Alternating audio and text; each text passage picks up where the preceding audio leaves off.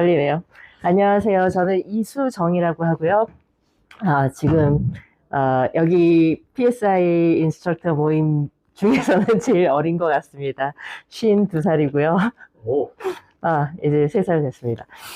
그리고, 저는 사실 처음에 미국에 왔을 때 한국에서 스키를 배운 지 얼마 안 됐었어요. 그리고 그때 처음 스키를 같이 타게 된 그룹이 그 어댑티브 스키 클럽이었거든요. 그래서 발런티어를 하기 시작해서 거기서 2008년도에 우연히 기회가 돼서 PSIA 어댑티브 레벨 1 시험을 봤습니다.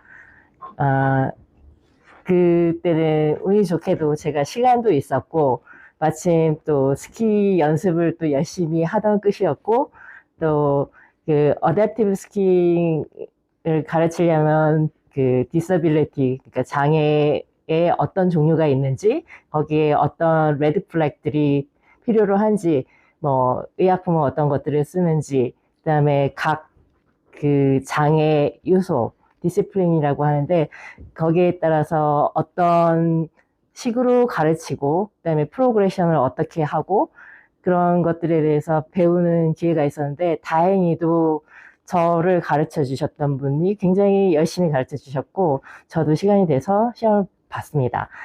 그리고 이제 저는 그 어댑티브 스키 클럽하고 그다음에 빅베어에 있는 또 어댑티브 오르가나이제이션에서 발런티어를 하고 있었거든요. 발런티어 하면 됐지 뭐 라고 생각을 하고 사실은 뭐 스키 강사로서 이거를 직업으로 바라보거나 하지는 않았습니다. 그러고 시간이 지나서 이제 스키 클럽에서도 그렇고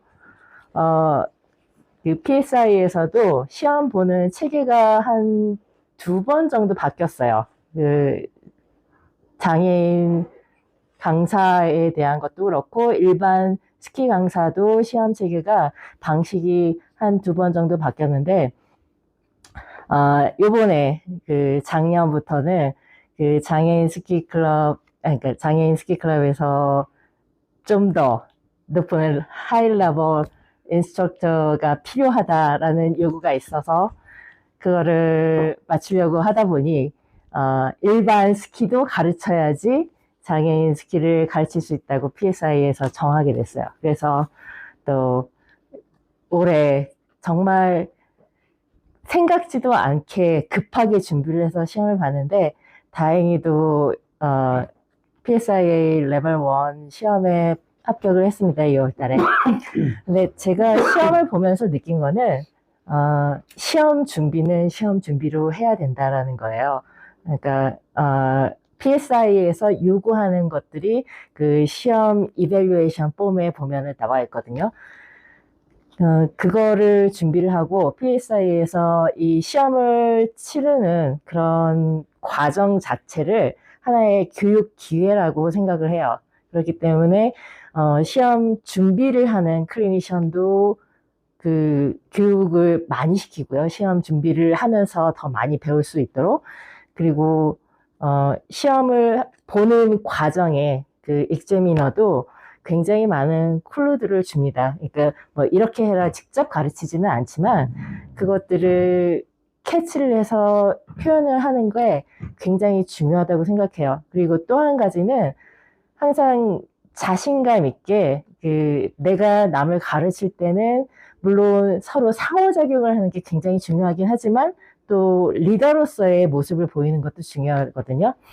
그리고 가르칠 때는 저는 특히나 장애인을 가르치다 보니까 그 one at a time 그러니까 여러 가지 문제가 있을 수 있지만 그 중에 한 가지를 뽑아서 제일 중요한 문제 제일 쉽게 고칠 수 있는 거 한 가지만 먼저 가르치고 나머지는 그 다음에 교정을 하는 그러니까 그 가르치는 방법도 굉장히 중요한 것 같아요.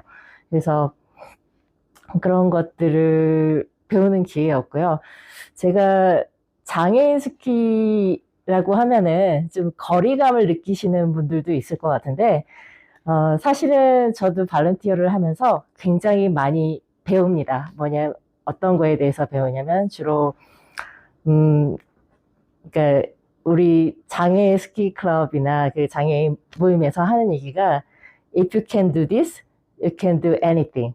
그러니까 당신이 이거를 아주 작은 성과지만 할 수 있으면 다른 것도 할 수 있다. 특히나 스키에서 하는 얘기고요. 그 다음에 또 하나는 그 삶에 대한 자세라고 해야 되나요? 그러니까 굉장히 어려움이 많은 분들도 계세요. 근데 그거를 극복하려고 굉장히 노력하고 실제로 극복하고 굉장히 자랑스러워하고 그런 모습들을 보면서 많이 배웁니다. 정말 그게 굉장히 뿌듯하고 제가 좋아하는 스키를 여러 사람들하고 같이 할 수 있다는 게 굉장히 보람되다고 말씀드릴 수 있을 것 같아요. 네.